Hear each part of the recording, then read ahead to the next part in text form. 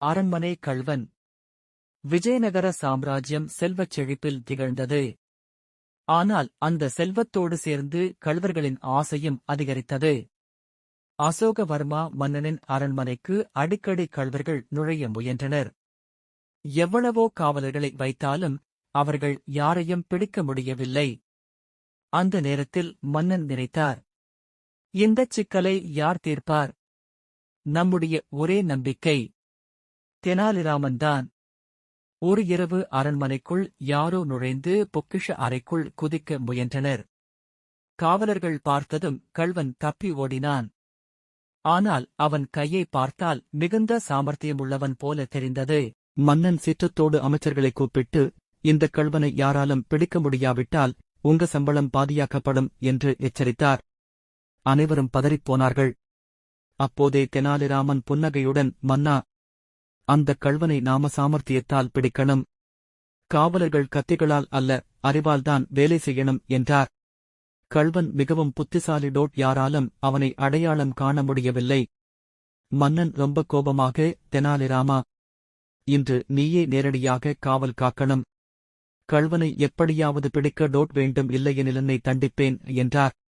முழு அரண்மனையும் பயந்து நிற்க தெனாலிராமன் சிரித்து கொண்டே, அரசே, அந்தக் கள்வனைப் பிடிப்பது மிகவும் எளிதுதான். அதற்கு எனக்கு ஒரு பானை தேவை, அதுவும் மஞ்சள் நிறசாயம் நிறைந்த பானை என்று கேட்டார். அனைவரும் ஆச்சரியப்பட்டனர். அந்த இரவு தெனாலிராமன் பொக்கிஷ அறைக்குள் ஒரு பெரிய பானை வைத்து அதில் புளிக்க வைக்கப்பட்ட மஞ்சள் நீர் நிரப்பினார். பானையின் வாயை சிறிது திறந்துவிட்டு அருகே சிறிய பொற்காசுகளைத் தூவினார். இரவு கள்வன் வந்தான். அவன் பொற்காசுகளைப் பார்த்ததும் மகிழ்ச்சியில் பானைக்குள் கையை நுழைத்தான். ஆனால் அந்த மஞ்சள் நிற சாயுத நீர் முழுக்கைகளிலும் படிந்துவிட்டது. கள்வன் அதைப் பார்த்து பயந்து ஓடிவிட்டான். ஆனால் அவன் கையில் படிந்த மஞ்சள் நிறக்கரையை எங்கும் மறைக்க முடியவில்லை. முழுக்கையும் மஞ்சள் நிறத்தில் விழுந்தது. அடுத்த நாள் காலை தெனாலிராமன் அறிவித்தார், இன்றைக்கு சந்தைக்குச் சென்று பாருங்கள். யாருடைய கை முழுக்க மஞ்சள் நிறத்தில் இருக்கிறதோ அவனே கள்வன். காவலர்கள் சென்றபோது ஒரு மனிதன் கை முழுவதும் மஞ்சள் நிறமாக இருந்தது. அவனைப் பிடித்து வந்தனர். அவன் தலை குனிந்து, நான்தான் அந்தக் கள்வன் என்று ஒப்புக்கொண்டான். தெனாலி ராமரே, என் வீரத்தால் உங்கள் அறிவை என்னால் தோற்கடிக்க முடியவில்லை என்று ஒப்புக்கொண்டான். மன்னன் பெருமையாக, தெனாலிராமா, உன் அறிவால்தான் இந்த சாம்ராஜ்யம் பாதுகாப்பாக இருக்கிறது. நீ என் வாழ்நாள் தோழன் என்றார். மக்கள் அனைவரும் சிரித்து மகிழ்ந்தனர்.